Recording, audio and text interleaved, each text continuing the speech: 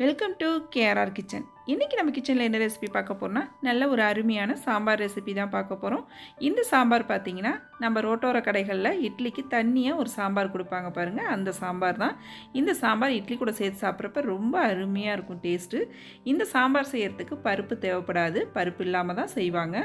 ஆனால் பார்த்திங்கன்னா டேஸ்ட்டு ரொம்பவே சூப்பராக இருக்கும். நல்லா இட்லியில் இது போல் நிறைய ஊற்றி சாப்பிட்டோம் அப்படின்னாக்கா ரொம்ப சூப்பராக இருக்கும். இந்த சாம்பார் எப்படி செய்கிறதுன்னு தான் நாம் இன்றைக்கி பார்க்க போகிறோம். இப்போ வாங்க இந்த சாம்பார் எப்படி செய்கிறதுன்னு பார்ப்போம். அதுக்கு முன்னாடி நம்ம சேனலை இப்போ தான் ஃபஸ்ட் டைம் பார்க்குறீங்கன்னா சப்ஸ்கிரைப் பண்ணி வச்சுக்கோங்க. கூடவே பெல் சிம்பல் ப்ரெஸ் பண்ணி ஆளுங்கிற ஆப்ஷனையும் ப்ரெஸ் பண்ணி வச்சுக்கோங்க. அப்போ தான் நான் போடுற வீடியோஸ் எல்லாம் உங்களுக்கு தொடர்ந்து நோட்டிஃபிகேஷனில் கிடச்சிக்கிட்டே இருக்கும். இப்போ வாங்க இந்த சூப்பரான சாம்பார் எப்படி செய்கிறதுன்னு பார்த்துடலாம்.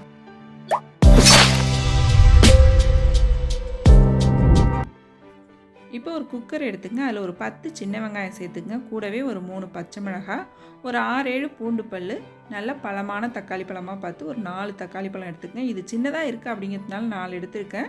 நீங்கள் கொஞ்சம் பெருசாக இருந்துச்சுன்னா ஒரு 3 எடுத்திங்கன்னா கூட போதும். அதில் ஒரு 1/4 டீஸ்பூன் மஞ்சத்தூள் சேர்த்து மூழ்கிற அளவுக்கு தண்ணி சேர்த்து குக்கர் மூடி போட்டு நல்லா ஒரு 2 விசில் வேக வச்சு எடுத்தோம்னா போதும். நல்லா வெந்து வந்துடும்.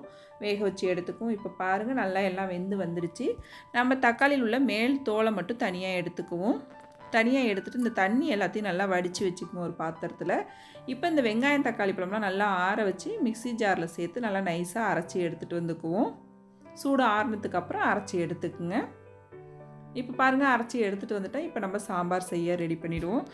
அதுக்கு அடுப்பில் ஒரு கடாய் வச்சுக்கோங்க. ஒரு 2 டீஸ்பூன் அளவுக்கு எண்ணெய் சேர்த்து எண்ணெய் காஞ்சதுக்கப்புறம் 1 டீஸ்பூன் கடுகு உளுந்து, 1/2 டீஸ்பூன் ஜீரகம் சேர்த்து நல்லா பொரிய விட்டுக்குங்க. பொரிஞ்சதுக்கப்புறம் ஒரு 2 வரமிளகாய், ஒரு கொத்து கருவேப்பிலை, கொஞ்சமாக பெருங்காயத்தூள் சேர்த்து நல்லா கலந்து விட்டுக்குங்க. இது கூடவே நல்லா ஒரு 5 சின்ன வெங்காயம் சின்ன சின்னதாக வெட்டி எடுத்துக்குங்க. அதையும் சேர்த்து நல்லா வதக்கி விட்டு ஒரு 2 டீஸ்பூன் அளவுக்கு சாம்பார் தூள் சேர்த்துக்குங்க. இந்த சாம்பார் தூள் நல்லா லைட்டாக ஒரு 2 செகண்ட் இந்த எண்ணெயில் வதக்கிட்டு சேர்த்தோம் அப்படின்னா நல்லா மணமாக இருக்கும்.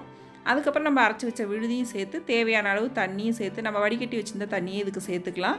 சேர்த்து இதுக்கு தேவையான அளவு உப்பு சேர்த்து நல்லா ஒரு தடவை ஒன்று கலந்து விட்டு நல்லா கொதிக்க விடுங்க. நல்லா கொதி வரணும். இப்போ ஒரு 2 டீஸ்பூன் அளவுக்கு கடலை மாவு எடுத்து வச்சுருக்கேன். இதை கொஞ்சமாக தண்ணி சேர்த்து நல்லா கரைச்சி எடுத்துக்குவோம். நல்லா சாம்பார் கொதி வந்ததுக்கப்புறம் இந்த கடலை மாவை சேர்த்து நல்லா இன்னொரு 2 நிமிஷத்துக்கு கொதிக்க வச்சோம்னா போதும். சாம்பார் கொஞ்சம் நல்லா திக்னஸ் கொடுக்கறதுக்காக இந்த கடலை மாவு சேர்க்குறோம். நம்ம சேர்க்கும் போது பார்த்திங்கன்னா நல்லா திக்காகி வரும். கடலை மாவு சேர்த்துட்டு கடைசியாக கொஞ்சமாக கொத்தமல்லி தழை சேர்த்துக்குங்க. சேர்த்து நல்லா கலந்துட்டு ஒரு 2 நிமிஷம் மட்டும் கொதிக்க வச்சோம்னா போதும். நல்லா கொதித்து சூப்பராக ரெடியாகி வந்துடும். இப்போ ஒரு 2 நிமிஷத்துக்கு இது கொதிக்கட்டும்.